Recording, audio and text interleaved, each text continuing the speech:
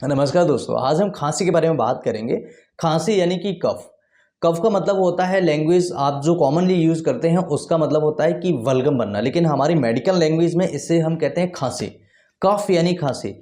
खांसी बेसिकली दो प्रकार की होती है और इसके कई सारे सिम्टम्स होते हैं। आपको खांसी अगर लंबे समय से है, अगर आप खांसी को ठीक करना चाहते हैं, अगर आपको खांसी के ये जो सिम्टम्स मैं बताने वाला हूँ वो सिम्टम्स हैं, तो इस वीडियो को पूरा जरूर देखिएगा। डिटेल में आज हम समझने वाले हैं किस तरीके से आप खांसी को ठीक कर सकते हैं, खांसी का ट्रीटमेंट क्या है और खांसी के लिए कौन से ब्लड टेस्ट आप करा सकते हैं। अगर आपको कोई बीमारी भी नहीं है तब ये वीडियो आपको देखना बहुत ज़्यादा ज़रूरी है, आप समझ सकें कि अगर आपको इस तरह की खांसी होते तो आप कौन सा ट्रीटमेंट ले सकते हैं। तो इस वीडियो में हम आप सभी के लिए बहुत ही इंपॉर्टेंट टॉपिक्स कवर करने वाले हैं। इस वीडियो को डिटेल में बताने वाले हैं। इस वीडियो को अच्छे से समझिएगा और इस वीडियो को अगर हो सके तो शेयर कीजिएगा। नमस्कार दोस्तों, मैं डॉक्टर लोकेंद्र ग्वालियर से आप सभी के साथ में फिर से हाजिर एक नए टॉपिक के साथ में। आज हम बात करेंगे कफ के बारे में, यानी खांसी के बारे में। कफ का मतलब आप ये मत समझिएगा कि मैं बलगम के बारे में बात कर रहा हूँ। कफ का मतलब होता है खांसी होना। कफ एक कॉमन लैंग्वेज में बोला जाता है कि उस मरीज को बलगम हो रहा है, लेकिन कफ का मतलब एक्चुअल मीनिंग होता है खांसी होना। तो आपको कफ जब मैं बोलूँ तो आप समझ जाइए कि खांसी की बात कर रहा हूँ। तो जब मरीज को कफ होता है यानी कि खांसी होता है, तो ऐसी स्थिति में मरीज को कई सारे सिम्टम्स होते हैं। और खांसी बेसिकली दो प्रकार का देखने को मिलता है। सबसे पहला नॉन प्रोडक्टिव और प्रोडक्टिव। अब ये प्रोडक्टिव और नॉन प्रोडक्टिव कफ क्या होता है? नॉन प्रोडक्टिव कफ का मतलब होता है जिस मरीज को बलगम नहीं आ रहा है, कोई फेफड़ों से सीक्रेशंस नहीं आ रहा है, उसे हम नॉन प्रोडक्टिव कफ बोलते हैं। इसे हम ड्राई कफ की कैटेगरी में भी रखते हैं, यानी कि इसे हम ड्राई कफ भी बोल सकते हैं। कई मरीजों को वेट कफ होता है, यानी कि उस मरीज को अंदर से सीक्रेशंस आ रहा है, वो बार बार बलगम बना रहा है, बार बार बलगम बाहर निकालने की कोशिश कर रहा है, या उसके फेफड़ों में, उसके छाती में बलगम जमा हो गया है। इस कंडीशन को हम बोलते हैं प्रोडक्टिव कफ। तो दो प्रकार के हैं, नंबर वन नॉन प्रोडक्टिव, दूसरा प्रोडक्टिव कफ, जिसे हम वेट कफ के नाम से भी जानते हैं। तो अक्सर आपने देखा होगा ज़्यादातर लोगों में ड्राई कफ की शिकायत होती है। तो आज हम इस वीडियो में समझेंगे ड्राई कफ का ट्रीटमेंट क्या होता है, और आज हम इस वीडियो में समझेंगे वेट कफ का ट्रीटमेंट क्या होता है। सबसे पहले हम समझ लेते हैं इसके लिए क्या लक्षण आप पहचान सकते हैं। कैसे पहचानें कि आपको ये जो कफ हो रहा है ये कोई लंबी बीमारी से तो नहीं है, या आपके फेफड़ों के अंदर कोई समस्या तो नहीं है। सबसे पहले आपको एक चीज़ ध्यान रखनी है, अगर आपको कफ 21 दिन से ज़्यादा है या 1 महीने से ज़्यादा हो गया, आपकी खांसी ठीक नहीं हो रही है, तो आप अपने नज़दीकी अस्पताल में जाकर के टेस्ट कराएं। एक चेस्ट एक्सरे कराएं और कुछ ब्लड टेस्ट होते हैं वो कराएं, या स्पुटम जो आ रहा है, आपको बलगम जो आ रहा है उसका टेस्ट कराएं, जिससे आपको पता लगे कि आपके फेफड़ों के अंदर कोई इन्फेक्शन तो नहीं हो गया। अगर आपको 21 दिन से पहले का खांसी है, यानी कि आपको 2 दिन हुए, 4 दिन हुए, 10 दिन हुए, तो ऐसी स्थिति में आप इस वीडियो को देख करके आसानी से समझ सकते हैं कि आपको कौन सी प्रॉब्लम की वजह से क्या मेडिसिन लेना चाहिए और कैसे आप इसे ठीक कर सकते हैं।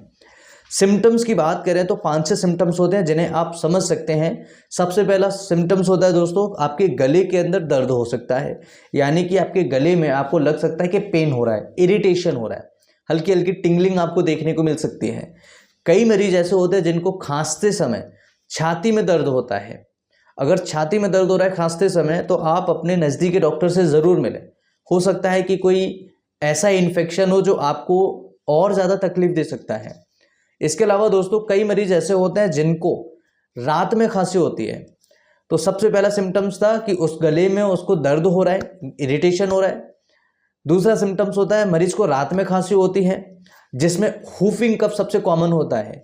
कई मरीज आपने देखे होंगे, स्पेशली बच्चों को आपने देखा होगा, ज़्यादातर बच्चों को रात में जब खांसी होती है तो वो लंबे समय तक खांसते हैं। और आपने देखा होगा, अगर नोटिस किया हो, तो वो बच्चे पेट पकड़ के, उनका पेट बिल्कुल पीठ से चिपक जाता है।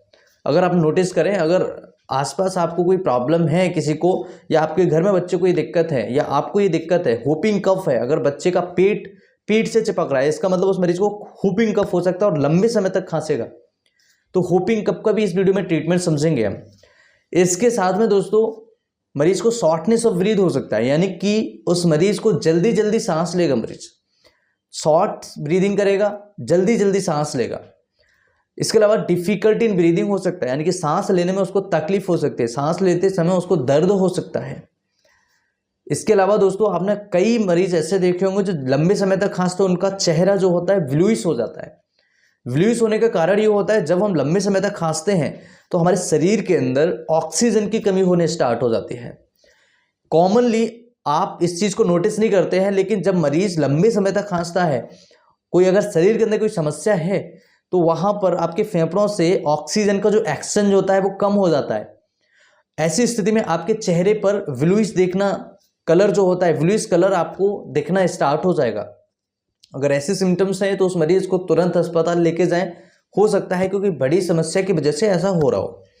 कारणों की बात करें दोस्तों, कुछ कॉमन कारण होते हैं जिसमें बैक्टीरियल इन्फेक्शन है, वायरल इन्फेक्शन है। ये कुछ 2 प्रकार के कॉमन इन्फेक्शन होते हैं, उसकी वजह से आपको खांसी यानी कफ हो सकता है। अगर हम बात करें ट्रीटमेंट के बारे में, इसके लिए क्या ट्रीटमेंट है, तो सबसे पहले मेडिसिन दोस्तों ड्रोसेरा। ड्रोसेरा का जो मरीज होगा वो रात के समय बहुत ज़्यादा खांसता है और उस मरीज को नींद नहीं आएगी, वो मरीज सोने के लिए नहीं जाएगा। उस मरीज को लगेगा कि अगर मैं सोने के लिए गया तो उसकी नींद लगने से पहले उसको खांसी होना स्टार्ट हो जाएगी। तो इस चक्कर में वो सोता नहीं है, उस मरीज को पूरी रात निकल जाती है बैठे बैठे। उसको पता है कि अगर मैं सोऊंगा तो खांसी होना स्टार्ट हो जाएगी।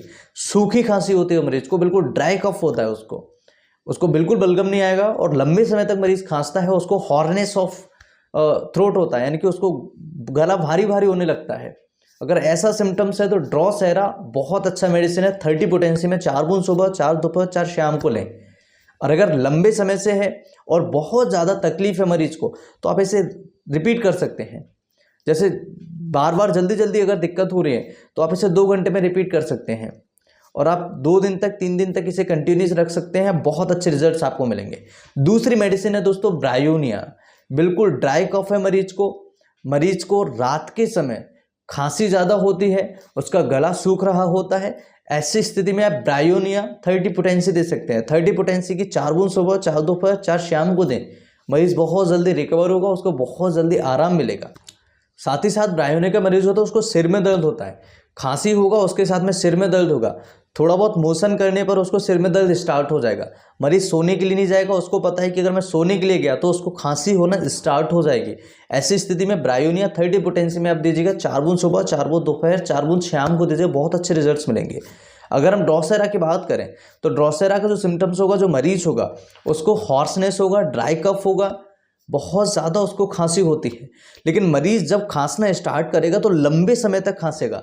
जब लंबे समय तक खांसेगा तो उस मरीज का जो स्टमक है, जो पेट है, वो बिल्कुल ऐसा लगेगा कि कोई कंप्रेस कर रहा है, उसको लगेगा कि कोई जकड़ रहा है, बिल्कुल पेट से चिपक जाएगा।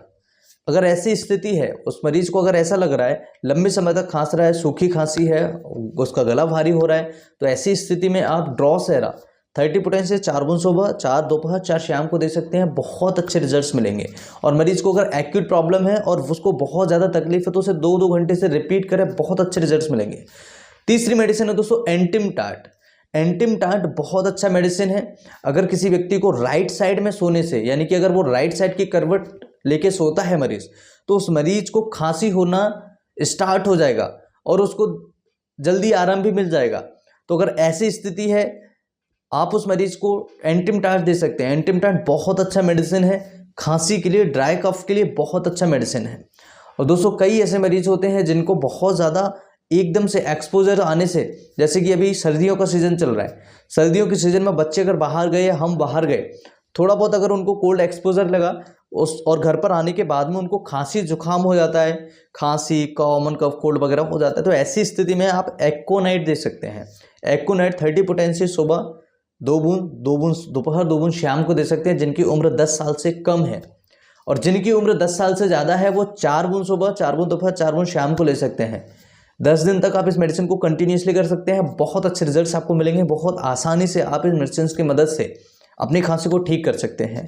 मुझे आशा है वीडियो आप सभी के लिए साइंटिफिक एनालिसिस बहुत अच्छा लगा होगा। इस वीडियो से आप अपनी हेल्थ को, अपनी खांसी को ठीक कर सकते हैं।